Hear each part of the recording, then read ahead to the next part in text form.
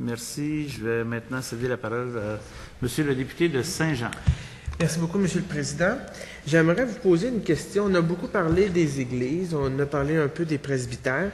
J'aimerais vous parler de la question des cimetières. Ça fait aussi partie de notre patrimoine. Dans ma circonscription à Saint-Jean, Monseigneur Dicker, vous êtes sûrement aussi au courant, même si ce n'est pas un cimetière catholique. Mais dans le cas de l'église Saint-James, à côté, le cimetière, les pierres qui ont notamment la pierre tombale du premier maire de la ville de Saint-Jean-sur-Richelieu, de la mère et de la deuxième femme du père de Félix Gabriel Marchand, qui a été premier ministre du Québec, ont été déplacés, endommagés et mis à d'autres endroits, dans d'autres cimetières qui ont aucun lien.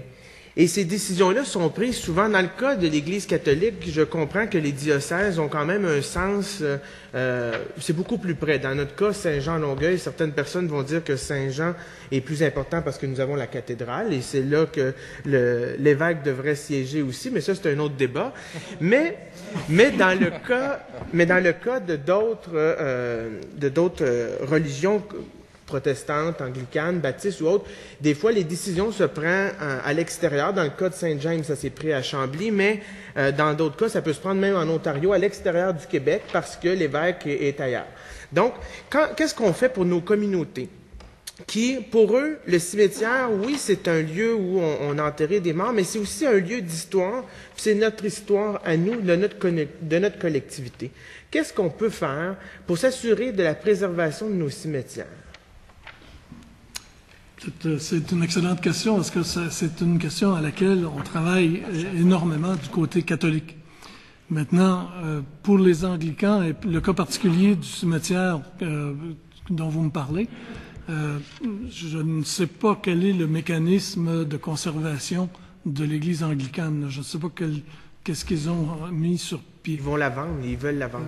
Mais ça pose un problème de fait du respect dû aux défunts.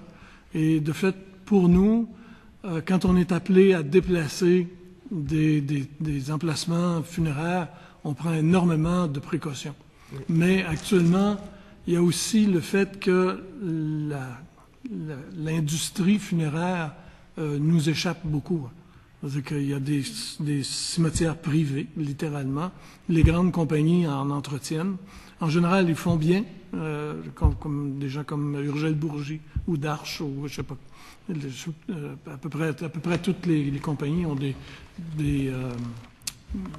columbariums, des trucs comme ça. Ça, c'est assez bien surveillé. Mais pour les vieux cimetières comme celui des Anglicans à Saint-Jean, j'ai vraiment pas d'idée. Monsieur Tremblay? Oui, on peut difficilement parler pour les autres confessions religieuses, mais pour les catholiques, on a beaucoup d'outils pour prendre soin de nos cimetières. Il y a une loi sur les compagnies de cimetières, il y a l'Association des cimetières catholiques romains.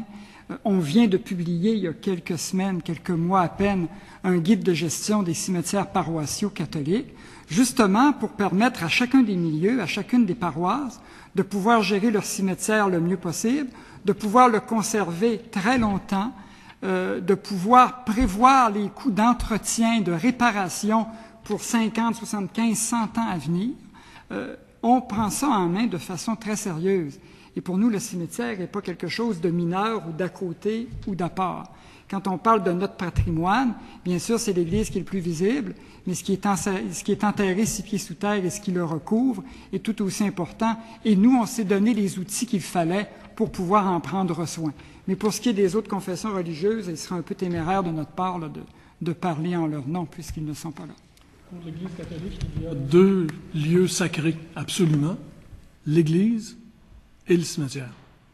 Si je comprends bien, là, dans la loi, si on ajoute le patrimoine religieux par rapport aux églises, mais il va falloir aussi avoir en tête la question des cimetières, qui est aussi importante, selon vous, que l'Église. Pour nous, ça fait partie de l'espace sacré. C'est ça. Et ça, c'est pour ça que vous voyez, généralement, les cimetières catholiques sont bien tenus, bien entretenus. Okay. Et actuellement en progrès, là, je regarde les 2 plus connus de la région de Montréal, je vois les cimetières ici de Québec. C'est vraiment des chefs-d'œuvre d'entretien. Ça va. Alors, je vous remercie. Je veux remercier Monseigneur Dicker, Mme Tanguay, M. Tremblay pour nous avoir donné le point de vue de l'Assemblée des évêques catholiques du Québec. Et je vais suspendre quelques instants. Nous allons demander au groupe représentant le Conseil du patrimoine religieux du Québec de se présenter à notre table. Je suspends pour quelques instants.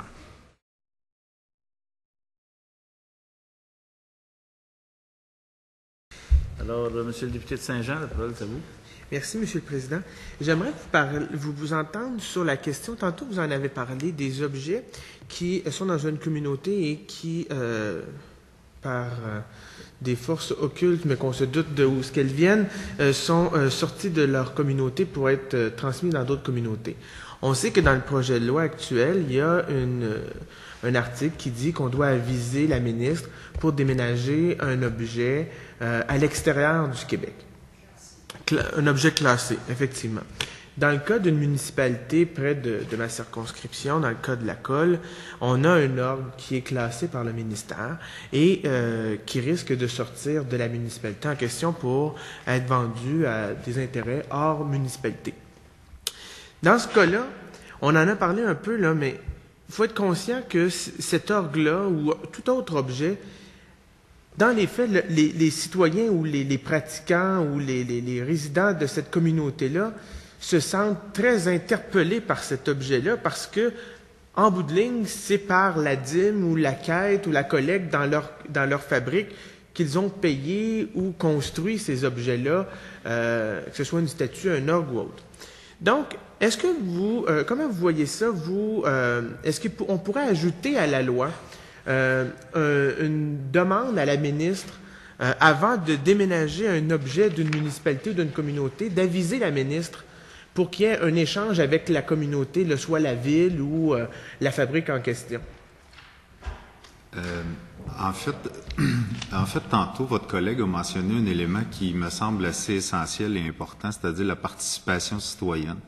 Dans une communauté où une église peut être, et je vais revenir brièvement aux églises, mais une église classée D ou E, qui peut paraître banale à nos yeux, mais où on a une participation citoyenne active, une volonté de la communauté de sauver l'église, et non pas seulement qu'une volonté morale, mais aussi monétaire, je pense que oui, il y aurait intérêt à s'attarder à ces cas-là. Même chose, je pense, pour des orgues ou des pièces un peu plus imposantes et ce qu'on appelle du mobilier moins mobile, là, en fait. Il faut, oui, c'est vrai, la dîme a payé à travers le temps cet objet-là, mais si les citoyens ne l'entendent plus jouer et ne s'en servent plus, à quoi ça sert de rester dans une église quand l'objet ne sert plus. Donc, ça prend aussi une participation citoyenne. Et je reviens à mon choix de société de tantôt. Il faut aussi imposer, ou du moins intéresser les gens à leur patrimoine, à ce qu'ils ont. Et c'est aussi sortir des sous de leur poche. Dans le cas qu'on parle, je comprends que vous ne connaissez pas cet exemple-là. Non. Je peux le connaître un peu plus que vous, mais pour votre information, dans ce cas-là, la municipalité est intéressée à devenir, à la prendre en charge. Et eux, ce qu'ils demandent, au fond, puis je veux vous entendre là-dessus, c'est est-ce que la municipalité, dans le cas où la fabrique, l'ordre n'appartient plus à la fabrique, appartient à un privé, autre qu'une communauté religieuse, est-ce que dans ce cas-là, quand l'objet est classé, il devrait avoir aussi un échange avec la communauté? Parce que le propriétaire va demander l'autorisation à la ministre pour le sortir hors Québec. Mais dans le cas d'une municipalité à l'extérieur, dans une autre ville du Québec, est-ce qu'il pourrait avoir aussi ce genre de demande-là pour un déménagement permanent? On s'entend, là. C'est sûr que dans le cas d'une toile ou une statue, c'est pour une exposition temporaire à un musée, ça on peut comprendre. Mais quand c'est et on s'entend qu'une église déménager ça on le voit. Mais une toile ou une statue, là, on peut dissimuler ça assez facilement dans une minivan, là. Ben, écoutez, je ne sais pas si la ministre aime la paperasse à ce point, mais je pense que quand c'est un bien qui sort du Québec, oui, je pense que le processus est essentiel et intéressant. Si le bien reste au Québec et que le bien est classé bien national québécois, l'idée de la loi est là, hein, que le bien reste au Québec. Je pense qu'à ce moment-là, c'est peut-être aux citoyens et à la communauté à faire pression auprès du propriétaire pour que l'objet reste dans la ville où il est. Mais Bon, si Mme la ministre aime recevoir des lettres, on peut peut-être y en envoyer à ce niveau-là. Là. Je pense pas que ce soit nécessaire quand ça reste au Québec. Là. Oui, Monsieur le député de Drummond.